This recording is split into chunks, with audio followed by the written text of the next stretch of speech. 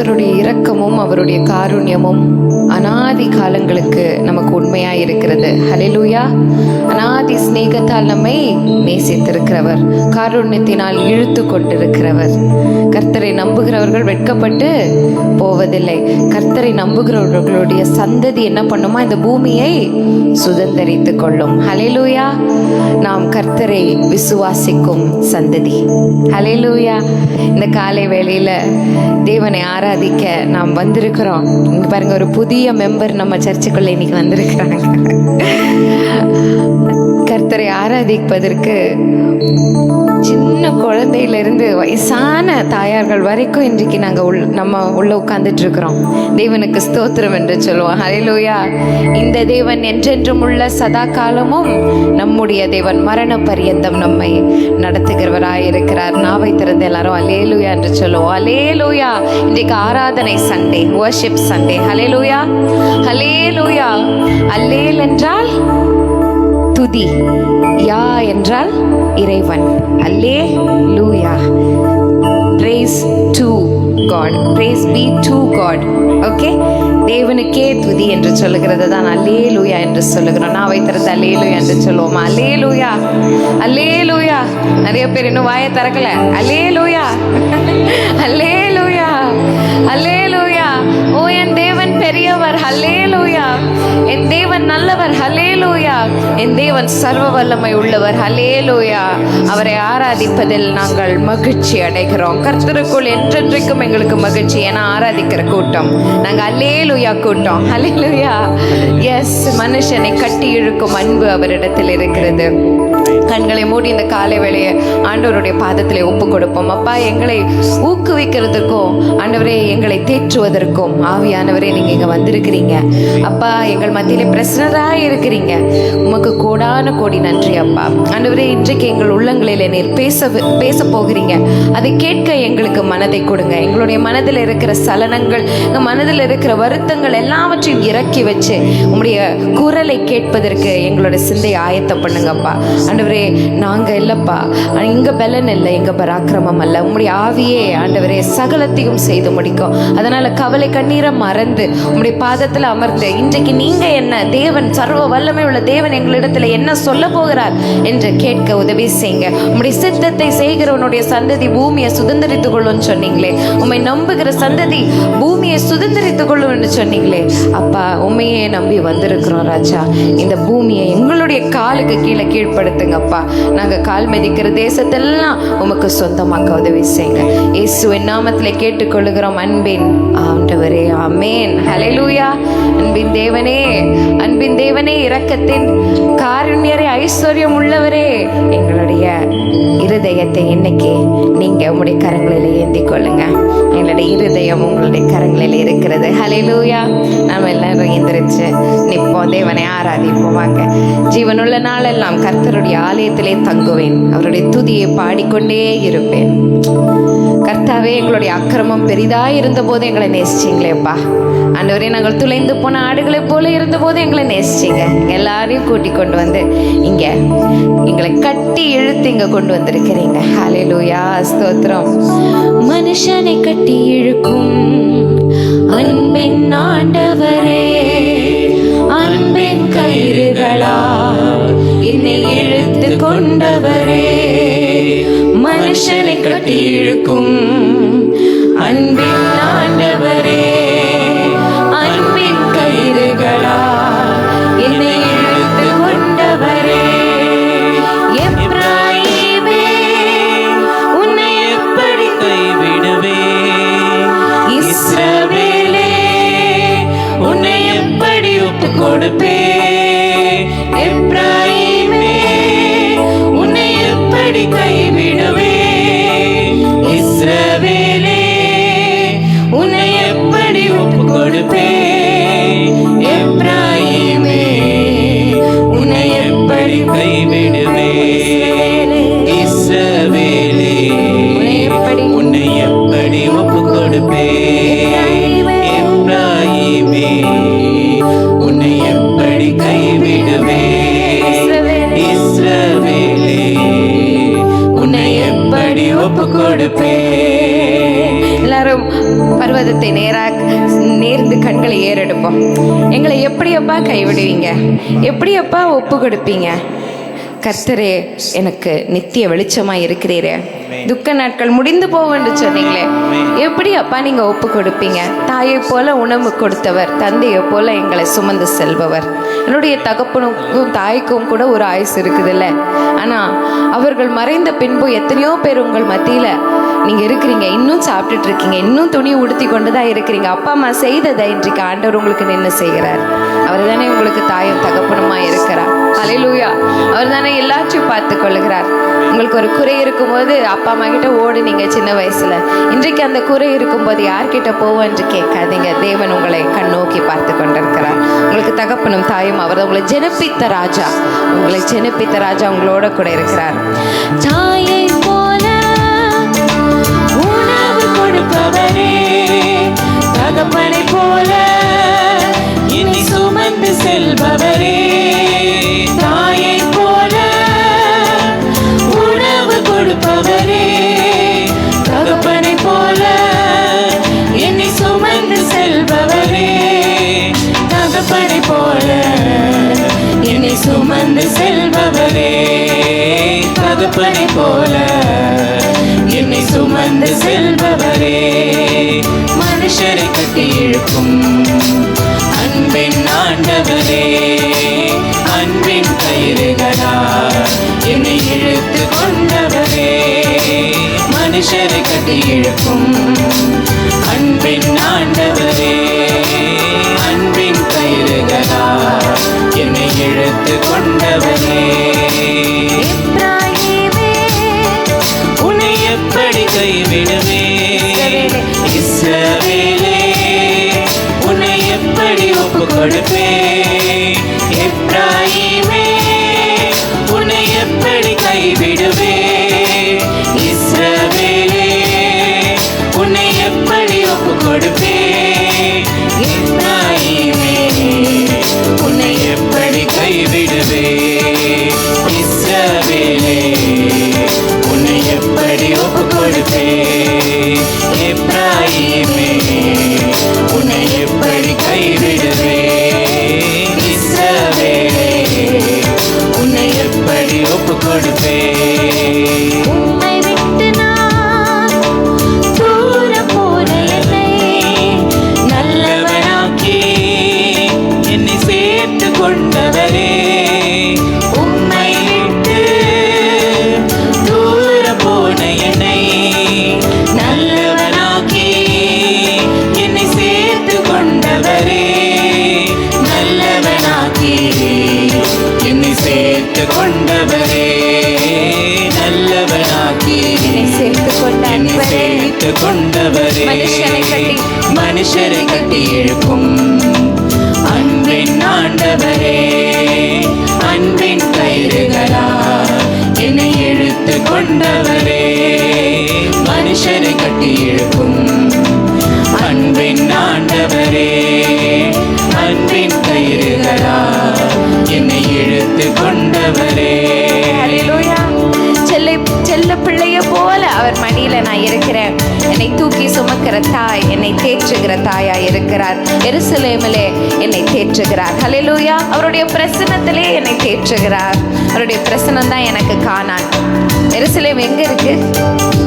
அவர் சுதந்திரிக்க கொடுத்த பூமியில தானே இருக்கு. அவருடைய பிரசனம் தான் காணான் நமக்கு. அவர் சொல்றாரு, செல்ல பிள்ளைய போல நான் உங்களை பார்க்கிறேன், உங்களை நான் தூக்கி முத்தம் செய்கிற தகப்பனாய் இருக்கிறேன், கைகளை விரித்து உன்னை ஏற்றுக்கொள்ளுகிற தகப்பனாய் இருக்கிறேன். எவ்வளவு தூரம் ஓடி இருந்தாலும் பரவாயில்ல, என்னிடத்துல திரும்பி வா, உன்னில் உள்ள எந்த நன்மை பிரிக்க மாட்டாது. ஹல்லேலூயா. ஆண்டவர் பார்த்து சொல்லுமா, உம்மில் உள்ள என்னுடைய அன்பை ஒன்றும் ஒரு காலமும் ஒருவரும் ஒரு காரியமும் பிரிக்க மாட்டாது. ஹல்லேலூயா. ஹல்லேலூயா.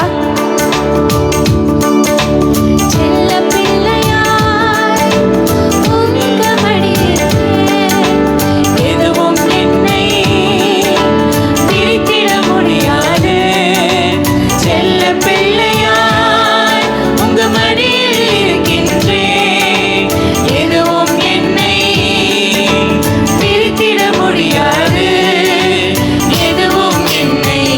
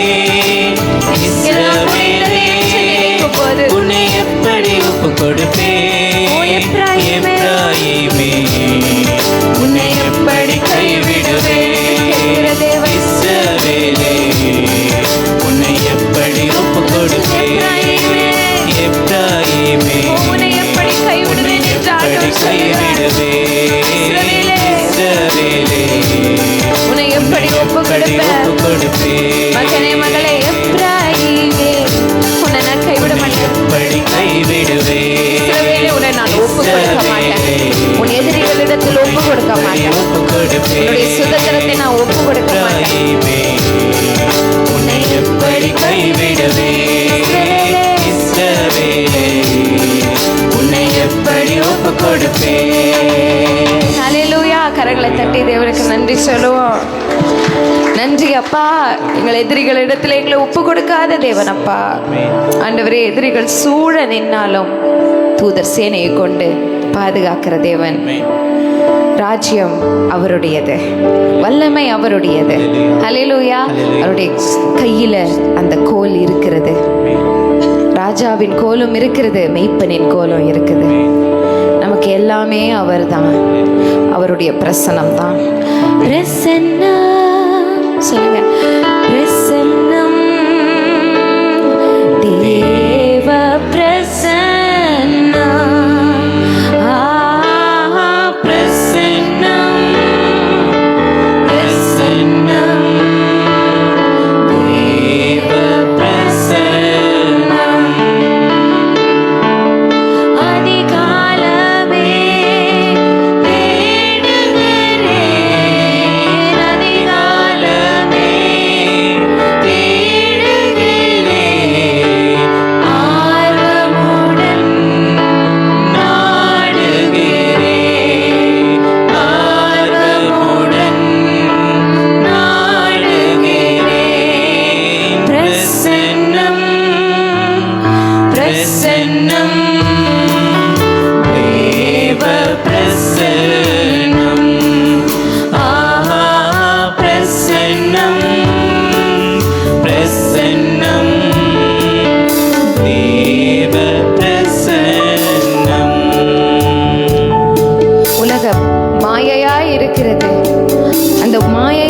உலகத்திலே எனக்கு மில்லாய் இருக்கிற என் தேவன் அவர் போதும்.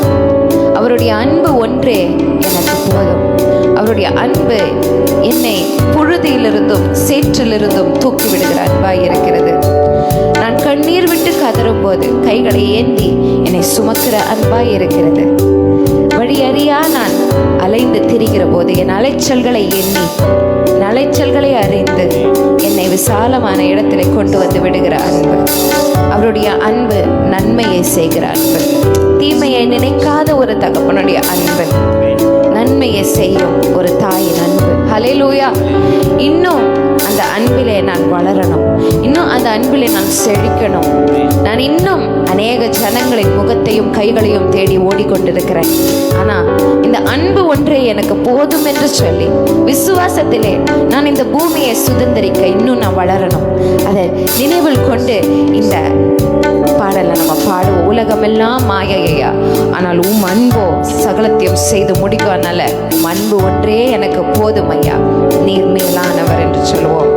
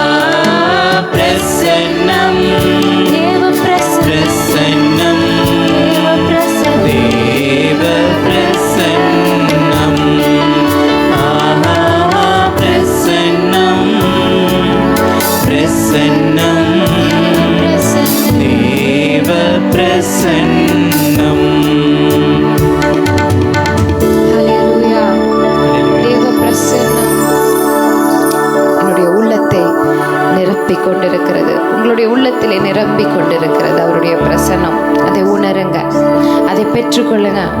அவருடைய அன்பு. ஹல்லேலூயா. இந்த பாட்டை எழுதினவங்க பர்க்மன்ஸ் அங்கிள்.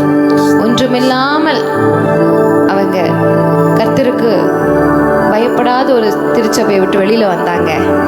கர்த்தருடைய வாக்கியங்களை மாற்றி போடுகிற, புரட்டி போடுகிற திருச்சபையை விட்டு வெளியில வந்தாங்க.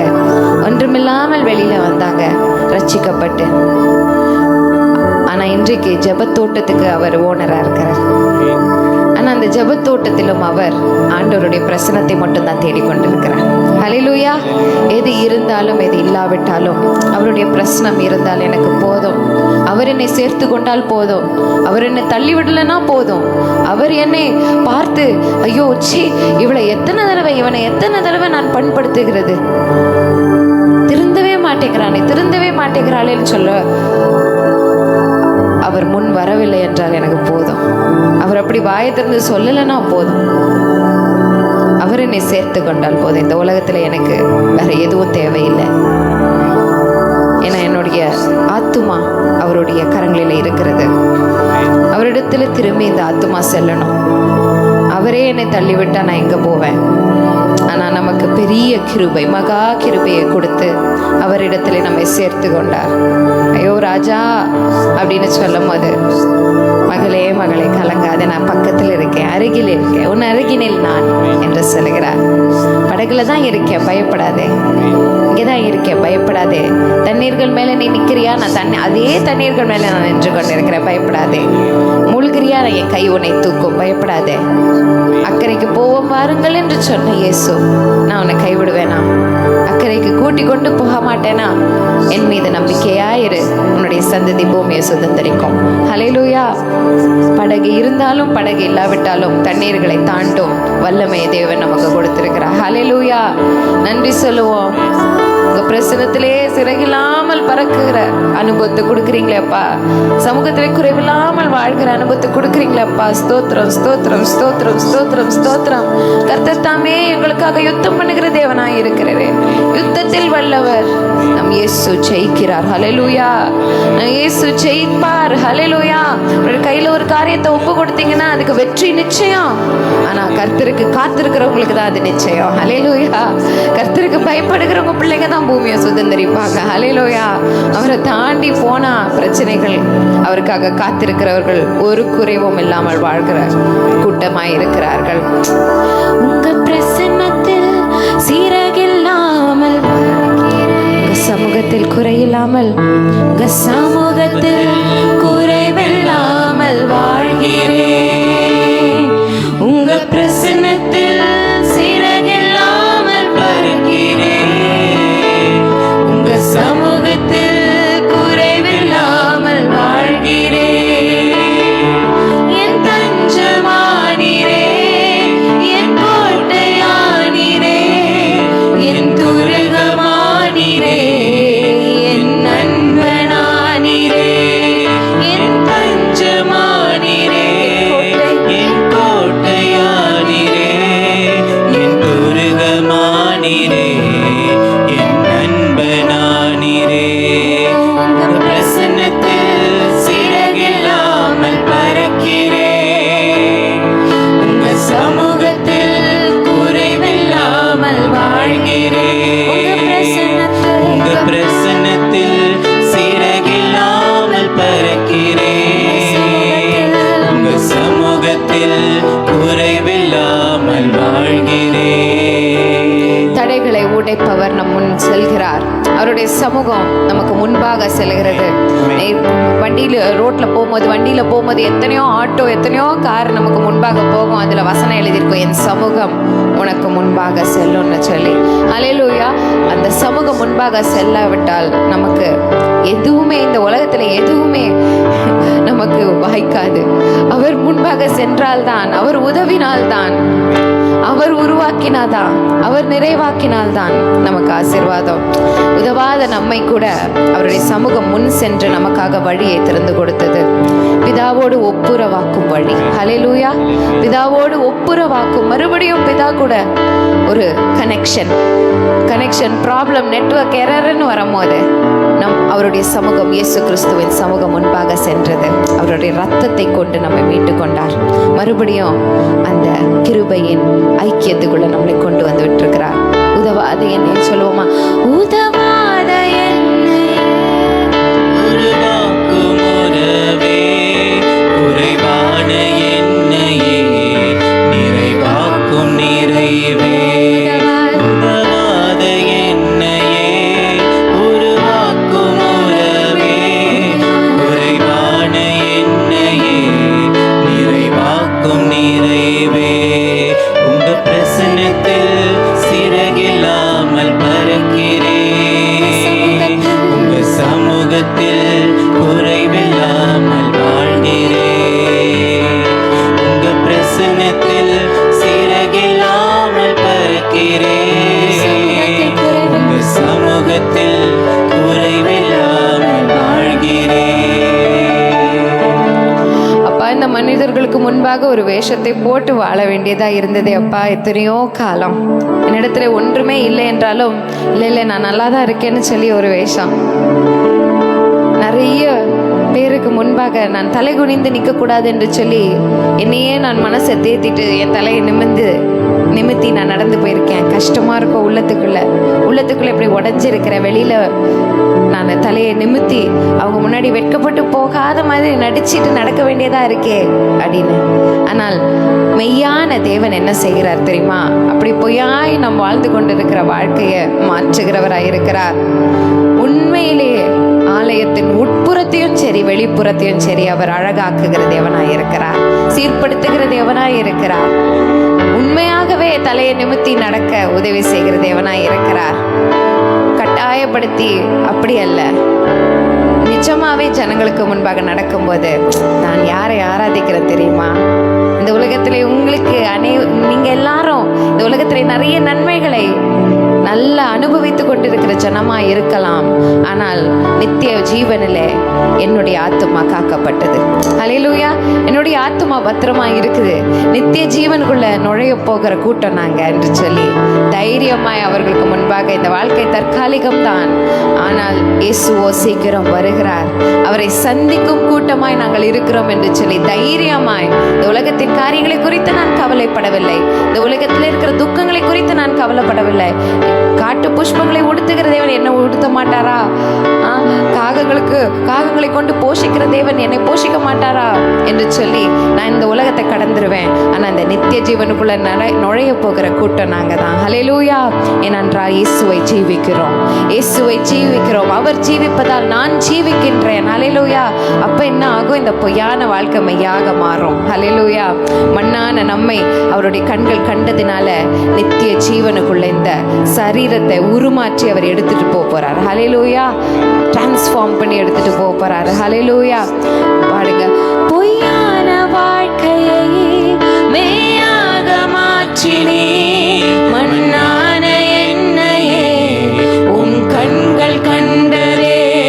பொய்யான வாழ்க்கையை மெய்யாக மாற்றினே, மண்ணான என்னையே உன் கண்கள் கண்டதே. உங்க பிரசன்னத்தில் சிறகில்லாமல் பறக்கிறேன்,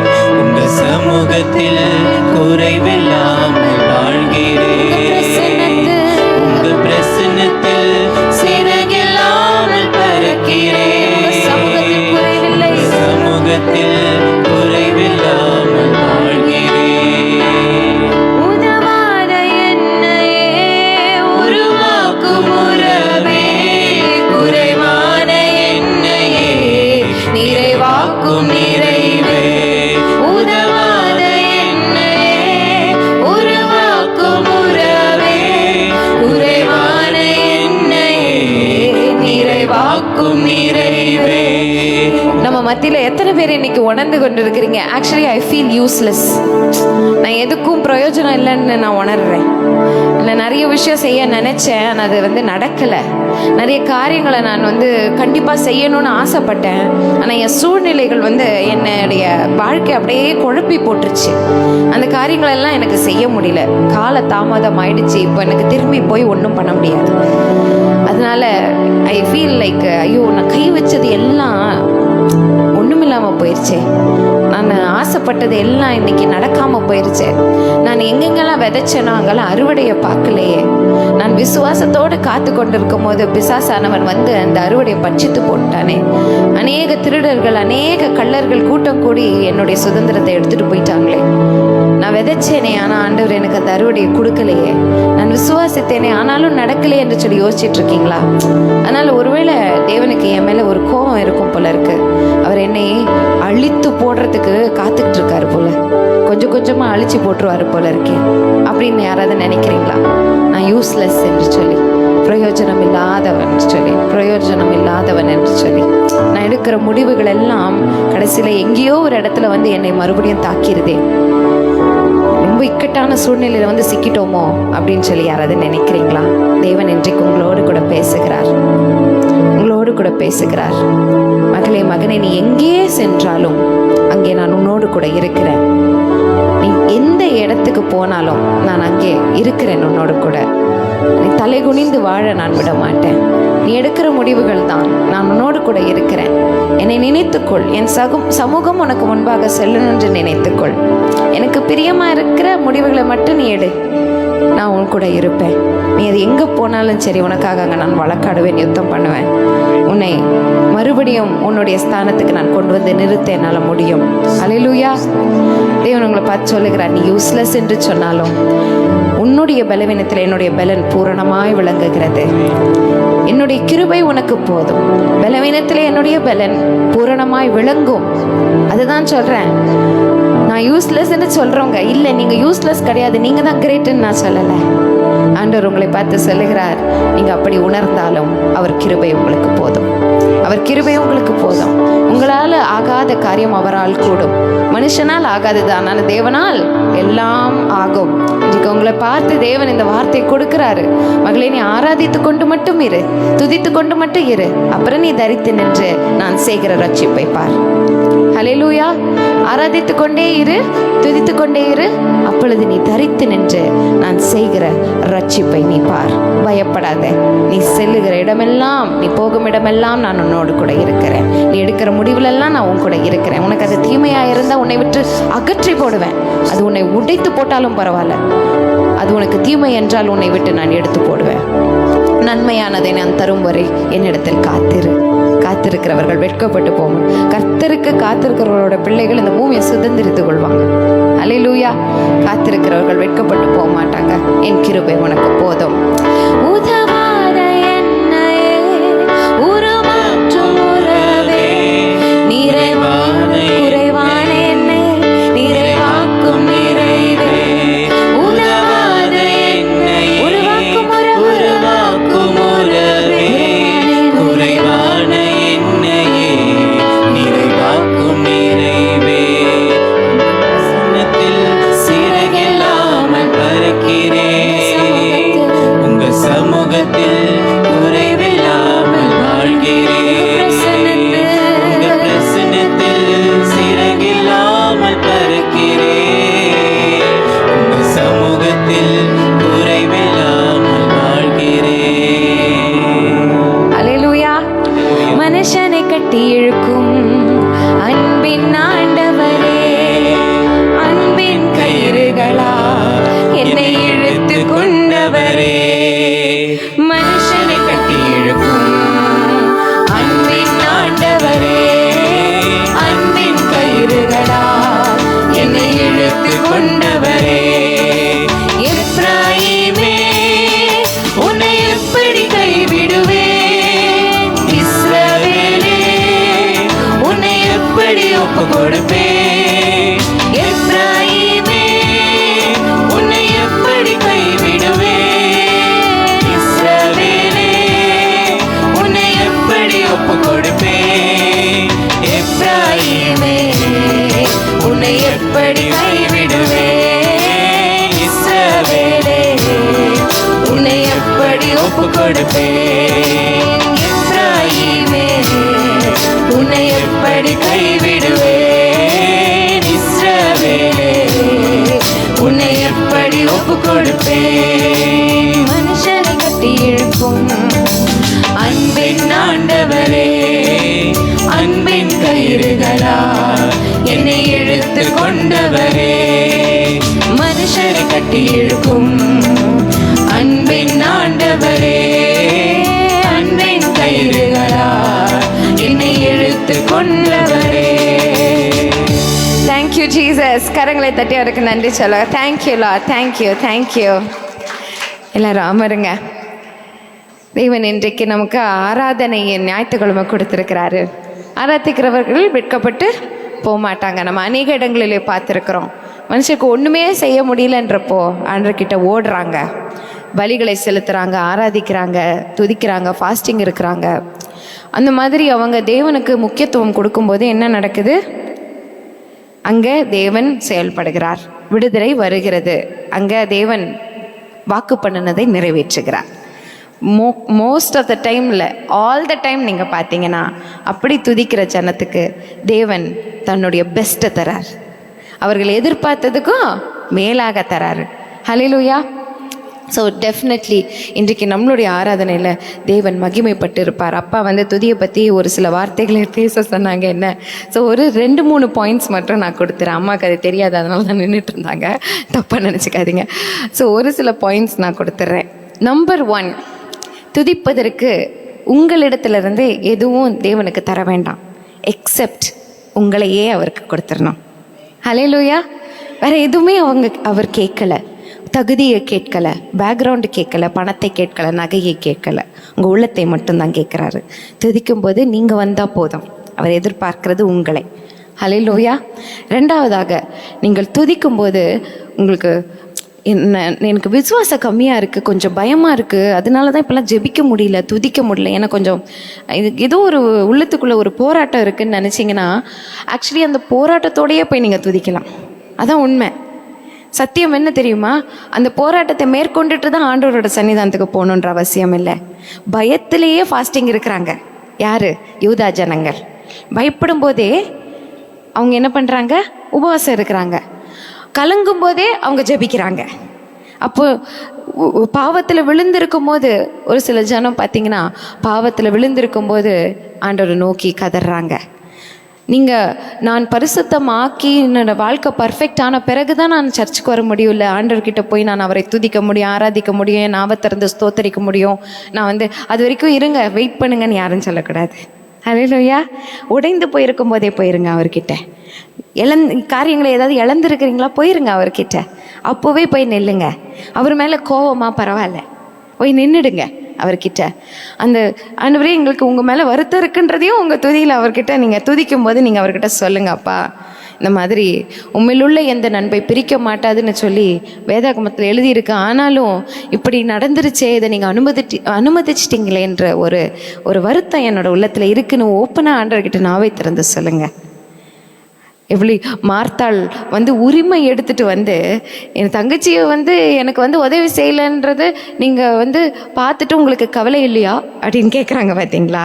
அப்போ ஆண்டவர் அந்த இடத்துல என்ன சொல்கிறாரு? மார்த்தாலே என்கிட்ட நீ இப்படி பேசக்கூடாது, நான் தேவன்னு சொன்னாரா? இல்லை. அவர் என்ன சொல்கிறாரு? ஒரு நண்பனை போல் பேசுகிற மார்த்தாலே, அநேக காரியத்தை குறித்து நீ கவலைப்பட்டுருக்க, தேவையானது ஒன்று, உன் தங்கச்சி அந்த நல்ல பங்கை தெரிந்து கொண்டாள்.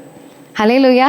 ஃப்ரெண்டு மாதிரி பேசுகிறார், ஒரு நண்பனை போல் பேசுகிறார் அந்த இடத்துல. என்னம்மா மார்த்தாலேன்னு போதகரை போல இல்லை, நண்பனை போல பேசுகிறார். ஹல்லேலூயா. அப்படிப்பட்ட இயேசு கிறிஸ்து உங்களுக்கு கூட இருக்கிறதுனால அவர் பிதாவுக்கும் உங்களுக்கும் நடுவில் ஒரு வழியை உருவாக்கி கொடுத்ததுனால அவர் மூலமாய் நீங்கள் பிதாவின் இடத்துல உங்களுடைய குறைகளையும் உங்களுடைய கவலைகளையும் கண்ணீர் கஷ்டங்களையும் நீங்கள் எடுத்துகிட்டு போகலாம். உங்களோட துதியின் நேரத்தில் நீங்கள் ஃபஸ்ட்டு நல்லா தேவனை ஆராதிங்க. அந்த டைமில் பிசாசு போராடுவான். இந்த வார்த்தையை சொல்லாத, சர்வ வல்லமை உள்ளவர்னா உன் வாழ்க்கையில் என்னாச்சு? அவர் சர்வ வல்லமை உள்ளவரா? உன் வாழ்க்கையில் பார்த்தா உல்ட்டாவாக இருக்கே, கைவிட்டார்ல அப்படின்வான். நிறைய நான் இப்படி சொல்கிறேன், தேவன் நல்லவர்னு சொல்கிறேன், ஆனால் எனக்கோ என் வாழ்க்கையில் அவர் நல்லவர் போல் தெரியலையே அப்படின்லாம் பிசாசு விதைகளை போட்டு கொண்டே இருப்பான். ஆனால் நீங்கள் எந்த விதைக்கு நீங்கள் தண்ணி ஊற்றுறீங்களோ அந்த விதை தான் வளரும். விதைகள் மனசில் வர்றதுனால உங்களுக்கு நீங்கள் பிசாசு கீழே இருக்கீங்கன்னு அர்த்தம் இல்லை. ஆனால் அந்த அவன் போடுற விதைக்கு நீங்கள் தண்ணி ஊற்றுனீங்க, அவன் உங்கள் எஜமான் ஆகிடுவான். புரியுதா உங்களுக்கு? அதனால் துதியின் வேளையில் நீங்கள் விதைகள், தீய விதைகள் உங்கள் சிந்தையில் விதைக்கப்பட்டாலும் இருதயத்தில் விதைக்கப்பட்டாலும் அந்த இடத்துல நீங்கள் என்ன பண்ணணும்? அந்த விதைகளுக்கு தண்ணீரை ஊற்றாமல், அதாவது கொஞ்சம் கூட அந்த விதைகளுக்கு ஒரு 2 செகண்ட் கூட டைமை கொடுக்காம, என் மனசு எவ்வளோ போராடினாலும் பரவாயில்ல, என் சிந்தை எவ்வளோ போராடினாலும் பரவாயில்ல, நான் துதித்து கொண்டே இருப்பேன். ஹல்லேலூயா! துதித்து கொண்டே இருப்பேன். துதி எடுத்தால் சாத்தான் ஓடுவான், முறுமுறுத்தா திரும்பி வருவான். நான் முறுமுறுக்காமல், நான் கம்ப்ளைண்ட் பண்ணாமல், ஐயோ ஐயோ அப்படி பேசாமல், தேவரீர் இதை செய்து முடிக்க போகிறீங்க, நான் பார்க்க போகிறேன். ஏன்னா நீங்கள் வேதாகமத்தை எத்தனையோ வருடங்களுக்கு முன்பாகலேருந்து எங்களுக்கு கொடுத்துருக்குறீங்க, வார்த்தை எங்களுக்கு கொடுத்துருக்குறீங்க. இவ்வளவு வருடமாயும் இந்த வேதாகமம் தான் முழு உலகத்திலையும் முதலாவது விற்கப்படுகிற புத்தகமாக இருக்கிறது. அப்போ அது பொய்யான புத்தகம்னா இன்னைக்கு வரைக்கும் வாங்குவாங்களா? யாராவது 10 பைசா செலவு பண்ணுவாங்களா ஒரு பொய்யான புத்தகத்துக்கு? அப்போ எத்தனையோ பேருடைய வாழ்க்கையில் இந்த வேதாகமம் கிரியை செய்து கொண்டு இருக்கிறது. இந்த தேவன் உண்மையுள்ள தேவன். ஹல்லேலூயா! அவர் உண்மையுள்ளவர், வாக்குத்தத்தம் பண்ணினவர், வாக்கு மாற மாட்டார். அந்த வாக்குத்தத்தை இந்த வேதாகமத்தில் தான் இருக்குது. ஸோ 3வது பாயிண்ட்டு, நீங்கள் துதியின் வேளையிலே அவரோட பிரசனத்தில் நுழையும் போது இந்த வேதாகமத்தை எடுத்துகிட்டு போங்க. இந்த வேதாகமத்தை உங்களுக்கு வசனங்கள் மனப்பாடமாய் தெரியாட்டியும் நீங்கள் வேதாகமத்தை திறந்து நீங்கள் படிங்க. எவ்வளோ யுத்தங்கள் வரும்போது தாவீது சங்கீதம் பாடிட்டு இருந்தார். அந்த சங்கீதத்தை படிங்க. அது சங்கீதம் தான் அவருக்கு கோலியாத்தை எதிர்க்கிறதுக்கு கல்லை எடுத்தார், இன்னொரு கையில் கவனை எடுத்தார். கல்லை கவனுக்குள்ளே போட்டு என்ன பண்ணார்? சுற்றி ரிலீஸ் பண்ணார். ஆனால் அநேக ஜாதிகள் வரும்போது அவர் என்ன பண்ணுறாரு? சங்கீதத்தை தான் எடுக்கிறார் கையில். சங்கீதத்தை எடுத்து டியூனில் போடுறாரு, அதை நல்லா மிக்ஸ் பண்ணி ரிலீஸ் பண்ணுறார். எதிரிகள் வீழ்ந்துடுறாங்க. இன்றைக்கு உங்களுக்கு அந்த ஒரு பாக்கியம் இருக்குது. கல்லையும் எடுக்க வேணாம், கவனையும் எடுக்க வேணாம். நீங்கள் கிறிஸ்து என்னும் கற்பாரை உங்களுக்கு இருக்கிறாரு. அவர் தான் வார்த்தை, தேவனுடைய வார்த்தை. அதை படிங்க, அதை கையில் எடுங்க, அந்த வார்த்தையை கையில் எடுங்க. இந்த கல் உங்களுக்கு கையில் இருக்குது. இது நீங்கள் எடுத்தீங்கன்னா உங்கள் எதிரியை வீழ்த்தாமல் இது கீழே இறங்காது. ஹல்லேலூயா! மறுபடியும் அவருடைய வாய்க்கு, அவருடைய வார்த்தை, நாமி நின்று புறப்படுகிற வார்த்தை வெறுமனையாய் திரும்பாதான். அப்போது அதை காரியத்தை செய்து முடித்துட்டு தான் திரும்பும். அந்த சத்தியத்தை ஏற்கனவே உங்களுக்கு கற்றுக் கொடுத்துட்டார். சீக்கிரட்டை ரிவீல் பண்ணிட்டாங்க. இந்த வார்த்தையை நீ எடுத்தினா காரியத்தை நடப்பிக்காமல் திரும்பி வராது, அப்போ எடுத்துரு, கையில் எடுத்துரு என்று சொல்லி, அப்போ நம்ம இந்த வார்த்தையை எடுத்து தேவனுடைய வாக்குத்தத்தை எடுத்து ஒரு பிரச்சனையும் அவர் கொடுத்த வாக்குத்தத்தை வச்சு ஜெயிங்க. மனுஷங்கிட்டேருந்து பரிதாபத்தை எதிர்பார்க்காதீங்க. அவங்க என்னை புரிஞ்சிக்கல, இவங்க என்ன புரிஞ்சிக்கல, இவங்க என்ன பார்க்கல, இவங்க என்ன பேசலனோ, எனக்கு இதுதான் முக்கியம். அவர் தான் எனக்கு செய்து கொடுக்க முடியும். என்னை தேற்றுகிறவர், ஆற்றுகிறவர் எல்லாம் அவங்க தான். யார்? என்னுடைய அப்பா, என்னுடைய தாய் தகப்பனாக இருக்கிற என் தேவன். அவர் கொடுத்த வார்த்தையை எனக்கு எங்கள் அப்பா அம்மா ப்ராமிஸ் பண்ணாங்கன்னு சொல்லுவோம்ல. எங்கள் அப்பா அம்மா சொன்னாங்க எனக்கு நீ நல்லா படிச்சின்னா உனக்கு நாங்கள் இது வாங்கித்தரோம், ப்ளே ஸ்டேஷன் வாங்கித்தரோம், நல்லா நீ படித்து முடிச்சின்னா பப்பி வாங்கித்தரோம். மறுபடியும் அவங்க அப்பா அம்மா சொல்லியிருக்காங்க அவங்க தம்பிக்கிட்ட, நீங்கள் நல்லா படிச்சிங்கன்னா உங்களுக்கு ஒரு பப்பி வாங்கித்தரோம். அப்போது நல்லா படித்து மார்க் எடுத்தால் அந்த பையன் அப்பா அம்மா கிட்ட போய் கேட்பானா கேட்க மாட்டானா? அந்த மாதிரி நீங்களும் கேட்கணும். அப்போ எனக்கு வாக்குத்தத்தம் கொடுத்தீங்களே, நமக்கு நம்ம தகப்பன் தாய் எப்போ வாக்குத்தத்தம் கொடுப்பாங்க? நல்லது நீங்கள் செய்கிறதுக்கு நீங்கள் முயற்சி எடுத்தீங்கன்னா வாக்குத்தத்தம் கொடுப்பாங்க. ஆனால் பாவிகளாக இருக்கும் போதே நமக்கு ஆண்டவர் வாக்குத்தத்தத்தை கொடுத்துட்டார். அப்போது இவ்வளவு நேசிக்கிறார் நம்மை. அப்போது நம்ம துதியெல்லாம் யாருக்கு போகணும்? அவருக்கு தான் போகணும்.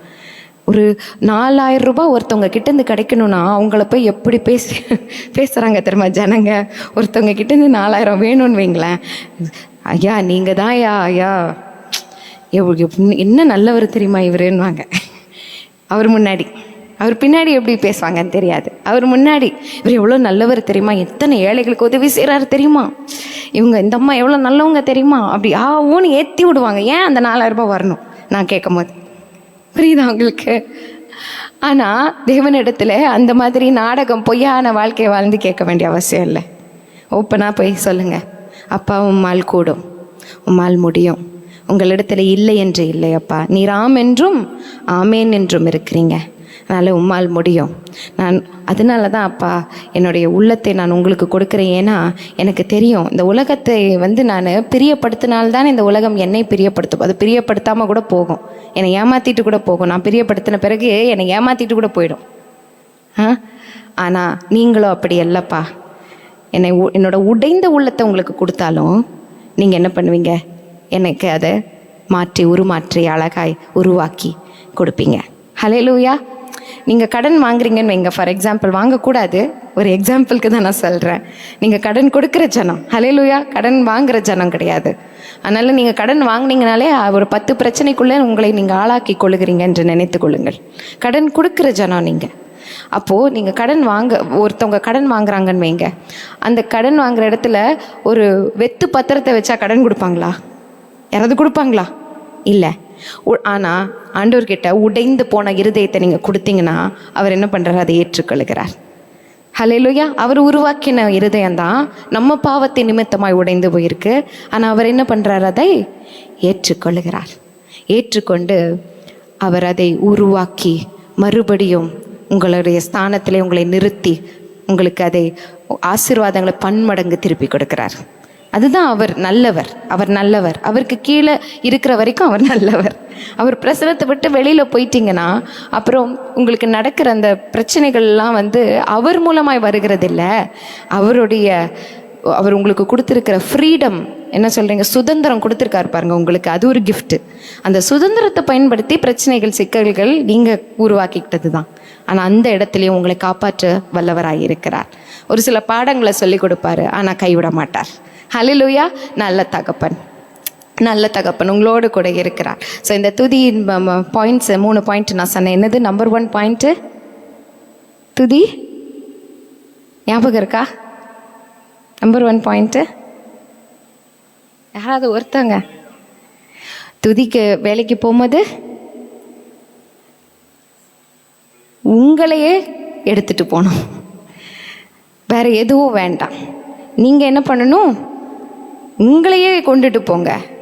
ஓகே, அதாவது என்னையே நான் ஒப்பு கொடுக்குறேன்னு சொல்லி அங்கே உட்காருங்க துதியின் வேளையில். ஏன் அவர் பெரியவர் என்று சொல்லி எண்ணி எண்ணி துதிங்க. ஓகே. நம்பர் 2 என்ன பாயிண்ட்டு?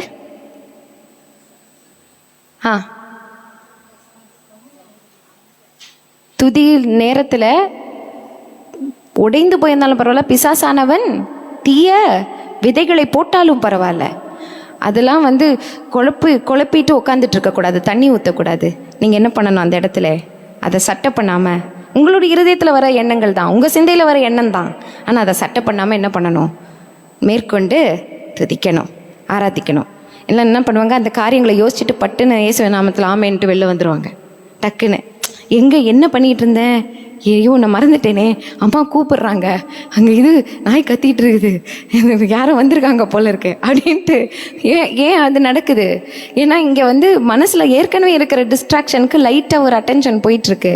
அங்கே பிசாசு ஒரு கதவை ஓப்பன் பண்ணி வச்சுருக்கான். அந்த கதவு வெளியில் இருக்கிற உங்களை சுற்றி இருக்கிற நாய்ஸுக்கான கதவு. ஆனால் தன்னையே கொடுத்து துதிக்கு போய் உக்காந்திங்கன்னா யாரும் டிஸ்டர்ப் பண்ண முடியாது. ஹல்லேலூயா. ஸோ செகண்ட் பாயிண்ட், பிசாசு துதியின் வேளையிலே உங்கள் மனசில் விதைக்கிற விதைகளுக்கு தண்ணீர் ஊற்றாதீங்க. உங்களையே, அது ஃபஸ்ட்டு பாயிண்ட்டை நிறைவேற்றினா தான் செகண்ட் பாயிண்ட் வரும். உங்களையே நீங்கள் கொண்டு போனீங்கன்னா அறையை பூட்டி கொண்டு ஆராதிப்பீங்க. Hallelujah. Yes. Number 3 point, number 3 final. Correct. Bible வார்த்தையை கொண்டு போங்க உள்ள, வாக்கு தத்தத்தை கொண்டு சுதந்திரிங்க. ஏற்கனவே உங்களுக்கு அவர் கொடுத்து விட்டார். உடைந்து போன இருதயத்தை அவர்கிட்ட கொடுங்க. அந்த இடத்துல வச்சு, அதுதான் பலிபீடம், வைங்க. அந்த இடத்துல உடைந்து போன அந்த பலிபீடத்தை அவர் என்ன பண்ணுவார்? உருவாக்கி அவர் மறுபடியும் உங்களை உங்கள் ஸ்தானத்திலே நிறுத்துவார். ஸோ நம்பர் 1 பாயிண்ட், உங்களையே கொண்டு போங்க. உலகத்துடைய நாய்ஸ் எல்லாம் கட் அவுட் பண்ணிவிட்டு உங்களையே கொண்டு போங்க. நம்பர் 2, விதைகள், பிசாசு விதைக்கிற விதைகளுக்கு இடம் கொடுக்காதீங்க. அந்த இடத்துல அவங்க நிறைய அநேக டிஸ்ட்ராக்ஷன் தாட்ஸ் கொண்டு வருவான், கொடுக்காதீங்க இடத்த, நீர் பாய்ச்சாதீங்க. நம்பர் 3, வேதாகமத்தை எடுக்காமல் துதியில் போய் உட்காராதீங்க. வார்த்தையை எடுக்காமல் துதியில் போய் உட்காராதீங்க. படிக்க படிக்க உங்களுக்கே நிறைய வசனம் மனப்பாடம். அப்புறம் ஏன்னா நான் வாழ்க்கையில் நடைமுறைப்படுத்துகிறீங்க. ஸோ இந்த 3 பாயிண்ட்ஸு மறக்காமல் நீங்கள் கூப்பிடுகிற சத்தத்தை கேட்க தேவன் ஆயத்தமாக இருக்கிறார். நீங்கள் உங்கள் வாயில் சொல் பிறவாததுக்கு முன்பே அறிந்திருக்கிற தேவனாக இருக்கிறார். உங்களையே நீங்கள் கொண்டு வந்து டிஸ்ட்ராக்ஷனை கட் அவுட் பண்ணிவிட்டு வார்த்தையை வச்சுட்டு உட்காந்தா போதும். அதுதான் இந்த ஹோல் மெசேஜ். ஓகே, இதுதான் அவர் கேட்கிறார். அவர் விரும்புகிற, உங்களிடத்திலிருந்து விரும்புகிற பலி துதியின் பலி. ஹல்லேலூயா. அதாவது இது 5வது வாரம் துதியின் நாளாக கொண்டாடப்படுகிறது. அதனால் துதியை குறித்து சில காரியங்களை நாம் கேட்டோம். நாம் தேவனை நாம் துதித்தோம். அவருடைய பிரசன்னத்திலே நாம் சிறகில்லாமல் பறக்கத்தக்கதாக கர்த்தர் நமக்கு எப்பொழுதுமே நமக்கு உதவி செய்ய வேண்டும். அதாவது நாம் துதிக்கும் பொழுது மேடையில் மாத்திரமல்ல, முக்கியமாக துதி என்பது நம்முடைய தனிப்பட்ட வாழ்க்கையிலும் எல்லா சூழ்நிலைகளிலும் நாம் அவரை துதிக்கும்படியாக இருக்க வேண்டும். நம்முடைய வாழ்க்கையில் சில பிரச்சனைகள் வரும்பொழுது நாம் என்ன செய்கிறோம், அந்த நேரத்தில் நாம் எப்படி நாம் அந்த பிரச்சனையை எதிர்கொள்ளுகிறோம் என்பது மிக முக்கியமான ஒரு காரியமாக காணப்படுகிறது. அந்த நேரத்தில் நாம் துதிக்கிறோமா அல்லது நாம் முறுமுறுக்கிறோமா என்று சொல்லி நாம் யோசித்து பார்க்கலாம். ஆகவே துதி என்பது ஒரு குறிப்பிட்ட நேரத்தில் மாத்திரம் நாம் துதிப்பது கிடையாது. எல்லா சூழ்நிலைகளிலும் எல்லா நேரங்களிலும் நாம் துதிக்க வேண்டும். அதைதான் சங்கீதக்காரன் சொல்லுகிறார், நான் கர்த்தரை எக்காலத்திலும் ஸ்தோத்தரிப்பேன், அவர் துதி எப்பொழுதும் என் வாயில் இருக்கும். அதை நாம் எப்பொழுதுமே நாம் ஞாபகத்தில் வைத்துக்கொள்ள வேண்டும். நான் கர்த்தரை எக்காலத்திலும் ஸ்தோத்தரிப்பேன், எப்பொழுதும் அவருடைய துதி என் வாயில் இருக்கும். நம்முடைய வாயில் என்ன இருக்கிறது என்று சொல்லி நாம் பார்க்கலாம். நாம் தேவனை துதிக்கும் பொழுது நாம் நன்றாய் நாம் துதித்து விடுகிறோம். அதற்கு பிறகு வாயிலே வேண்டாத வார்த்தைகள், முறுமுறுப்புகள் வருகிறது. சிலருக்கு கெட்ட வார்த்தை என்றால் மிக சகஜமாக வருகிறது. அது எங்கே இருந்து வரோன்னே தெரியல.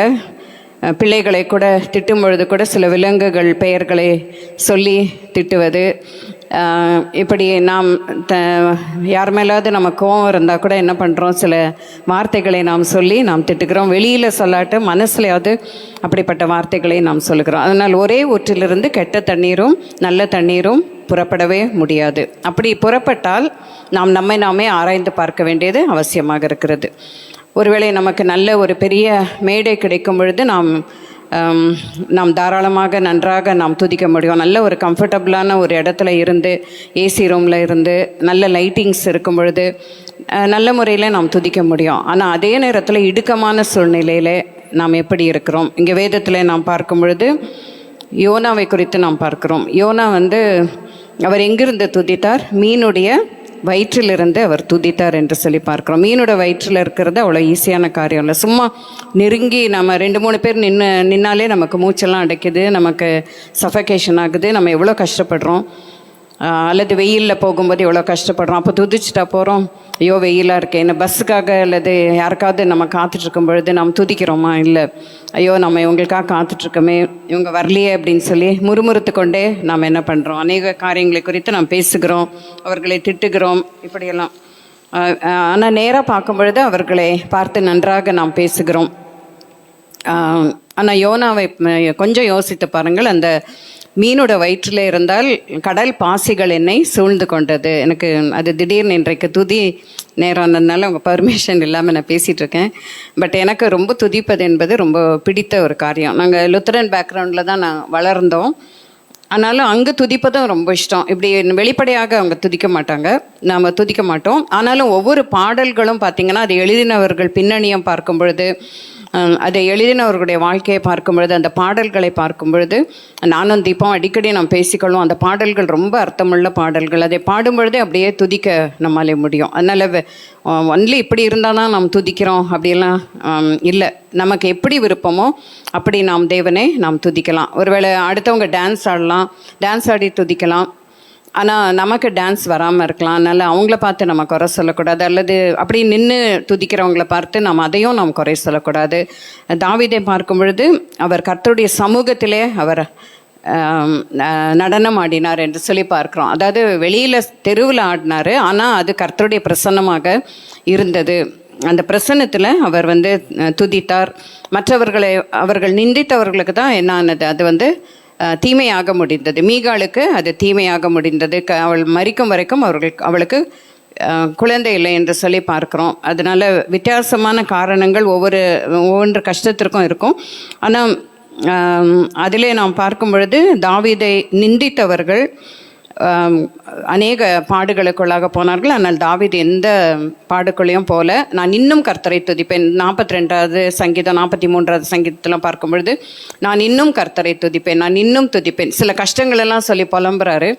நம்ம கூட அப்படியெல்லாம் சொல்கிறது இல்லை. வெளிப்படையாக யோசனை சொன்னால் கர்த்தர் ஏதாவது நினச்சிக்குவாரா, ஏசப்பா ஏதாவது நினச்சிக்குவாரான்னு நம்ம நினைக்கிறோம். ஆனால் வெளிப்படையாக பைபிளில் நிறைய கேரக்டர்ஸை பார்க்கும்போது அவர்கள் வெளிப்படையாக தங்களுடைய வேதனைகளையும் துக்கங்களையும் பாரங்களையும் அவங்க சொல்கிறாங்க.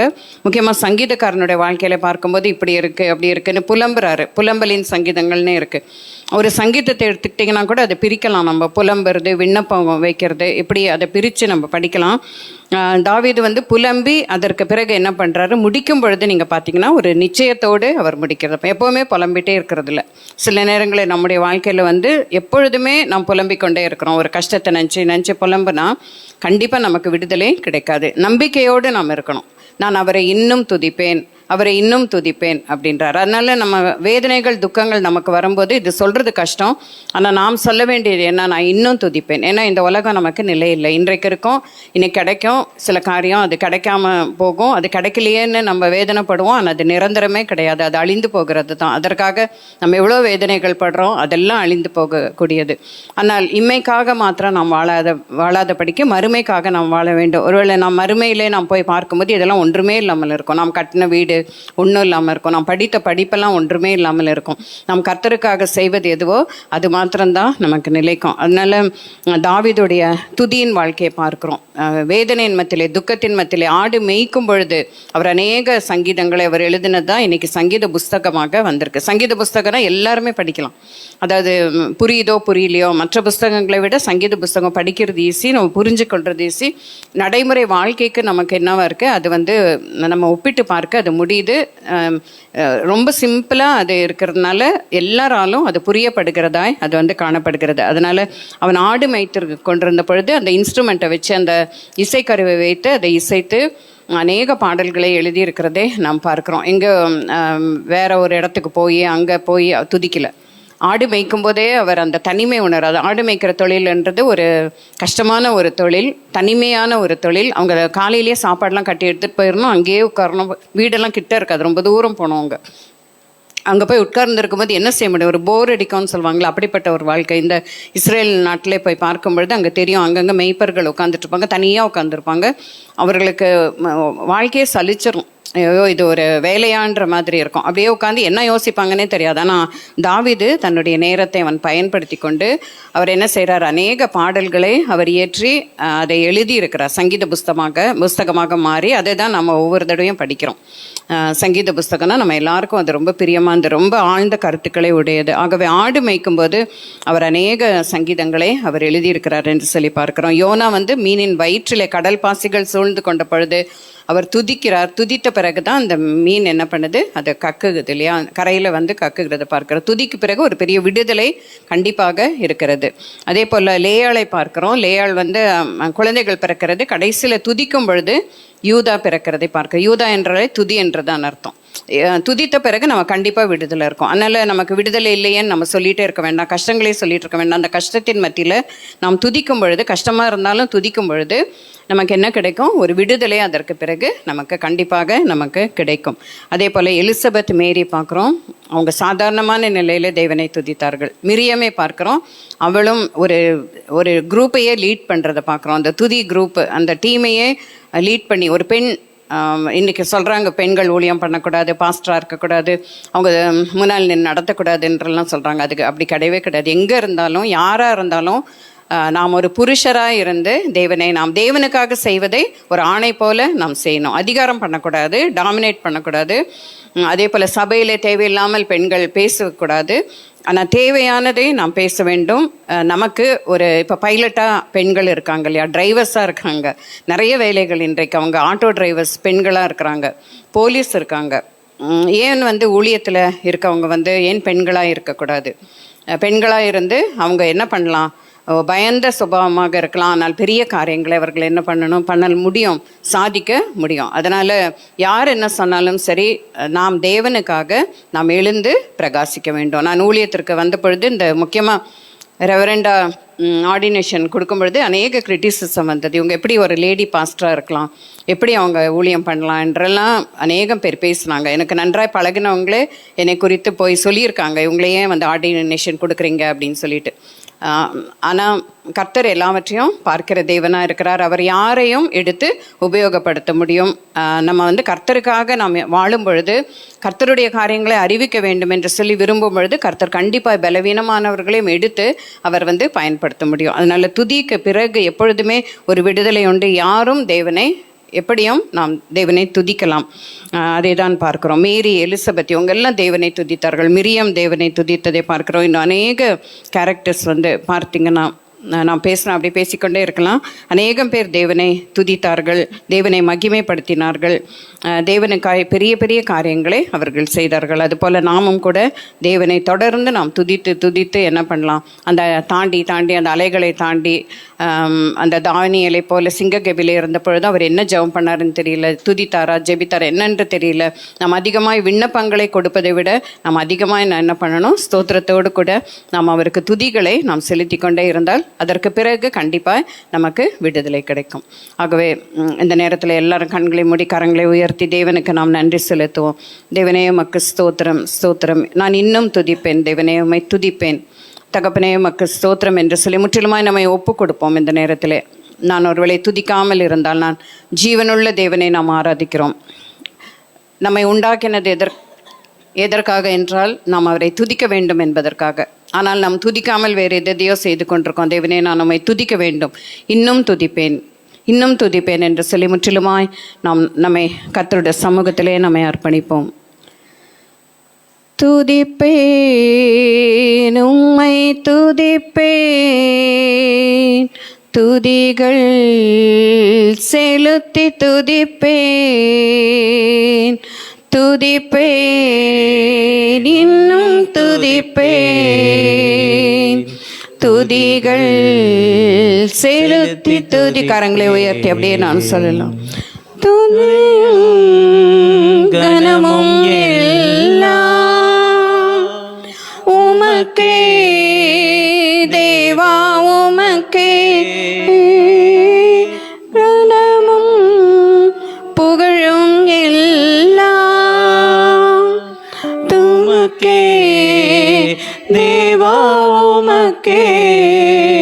துதிக்கும் பொழுதுதான் நம்முடைய வாழ்க்கையில கிருபை பெருகும். ஒருவேளை கிருபை எனக்கு இல்லையே கர்த்தாவே உம்முடைய கிருபை தாரும் என்று கேட்டால் ஒரு பிரயோஜனமும் இல்லை. நாம் துதிக்காமல் கிருபை பெருகாது. ஆகவே இந்த நேரத்திலே நாம் கேட்போம், தேவனே உம்முடைய கிருபை எனக்கு வேண்டும். ஒவ்வொரு நாளும் நான் இன்னும் அதிகமாய் உம்மை துதித்து கொண்டே இருக்கும் பொழுது என்னோட வாழ்க்கையில கிருபை பெருகும் அப்பா, என் மீது கிருபையாயிரும் அப்பா, நான் உம்மை துதிப்பேன் என்று சொல்லி ஒரு பொருத்தனையோடு நம்மை ஒப்பு கொடுப்போம்.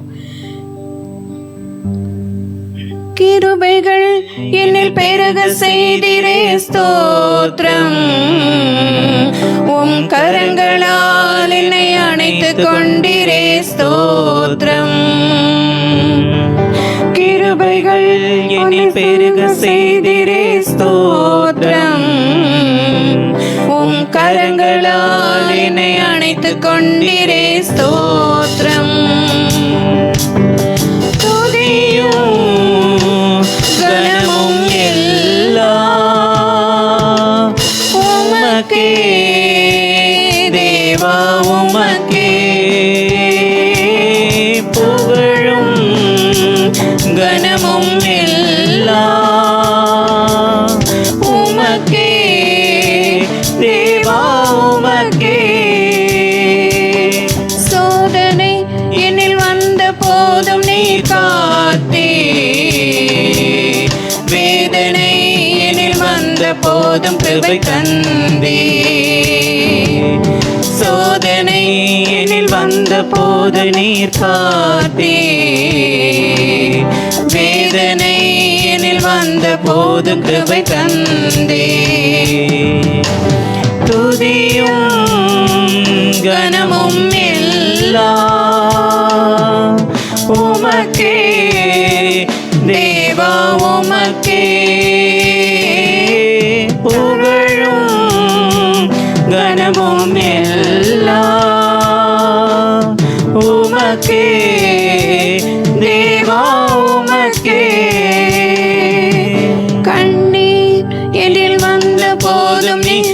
துடைத்தே உம் கரங்களால் என்னை அணைத்து காத்து கொண்டே கண்ணீர் என்னில் வந்த போதும் நீர் துடைத்தே உம் கரங்களால் என்னை அணைத்து காத்து கொண்டே துதியோ கனமும் எல்லாம் உமக்கே தேவா உமக்கே புகழும் கனமும் எல்லாம் உமக்கே தேவா உமக்கே துதியும் கனமும் எல்லாம் உமக்கே தேவா உமக்கே புகழும் கனமும் எல்லாம் உமக்கே தேவா உமக்கே. நம்முடைய எல்லா சூழ்நிலைகளிலும் நம்மோடு இருந்து கரங்களை பிடித்து கண்ணீரை துடைத்து நீ இனி அழுது கொண்டிராய், மாலையில் அழுக என்றால் காலையில் அதை களிப்பாய் மாற்றி நம்மை வாழ வைக்கிற ஒரு தெய்வமாய் அவர் இருக்கும் பொழுது நாம் ஏனும் அவரை துதிக்கக்கூடாது? சங்கீதக்காரன் சொல்வது போல நான் இன்னும் அவரை துதிப்பேன், நான் இன்னும் அவரை துதிப்பேன். ஒருவேளை மரண இருளின் பள்ளத்தாக்கிலே நடந்தாலும் தேவரீர் அங்கேயும் உம்முடைய கரம் என்னை நடத்தும் அப்பா, நான் உம்மை அங்கும் துதிப்பேன். யோனாவை போல ஒரு மீனின் வயிற்றிலே இருப்பது ஒருவேளை சித்தமானால் அந்த நேரத்திலே கூட உம்மை துதித்து நான் ஒரு வெற்றியை கண்டு கொள்வேன் என்று சொல்லி இந்த நேரத்திலே நாம் நம்மை முற்றிலுமாய் நாம் ஒப்பு கொடுப்போம். நம்முடைய துதியிலே ஒரு வித்தியாசம் இருக்கட்டும், ஒரு புதிய திருப்பம் இருக்கட்டும்.